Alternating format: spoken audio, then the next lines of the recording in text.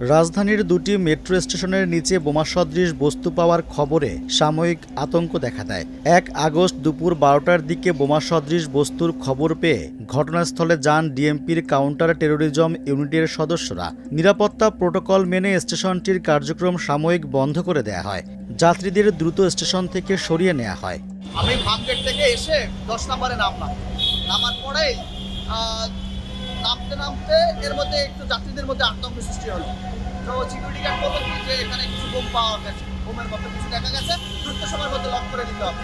পুরো মেট্রো স্টেশনটা লক করে দিল সিকিউরিটি গার্ডরা। আমরা যাত্রীরা হুড়োহুড়ি করে বাইরে করলাম, বাইরে নেমে গেলাম। নেমে এখানে দাঁড়িয়ে রয়েছি আসলে কি ঘটনা ঘটছে। ডিএমপি সূত্রে জানা যায়, মিরপুর ১০ মেট্রো স্টেশনের ব্যাগ থেকে কেবল জর্দার একটি কৌটা ও পান উদ্ধার করা হয়। সেখানে কোনো ধরনের বিস্ফোরক বা ক্ষতিকর দ্রব্য পাওয়া যায়নি। অন্যদিকে ফার্মগেট এলাকায় মেট্রো স্টেশনের কাছে একটি পরিত্যক্ত বস্তাকে কেন্দ্র করে সন্দেহ দেখা দেয়।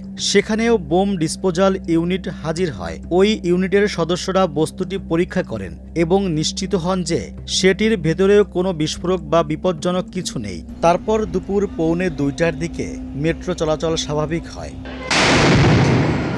এর আগে ২৪ জুলাই রাতে রাজধানীর মতিঝিলে মেট্রো স্টেশনের নিচ থেকে পাইপ বোমা উদ্ধার করে পুলিশ। বোমাটি পরিত্যক্ত ছাতার মধ্যে রাখা হয়েছিল। এরপর ৩০ জুলাই রাতে রাজধানীর উপকণ্ঠ আশুলিয়ার চারাবাগ এলাকার চায়ের দোকানের সামনে থেকে শক্তিশালী বোমা উদ্ধারের কথা জানিয়েছিল ডিএমপি। পরে বোমাটি নিষ্ক্রিয় করা হয়।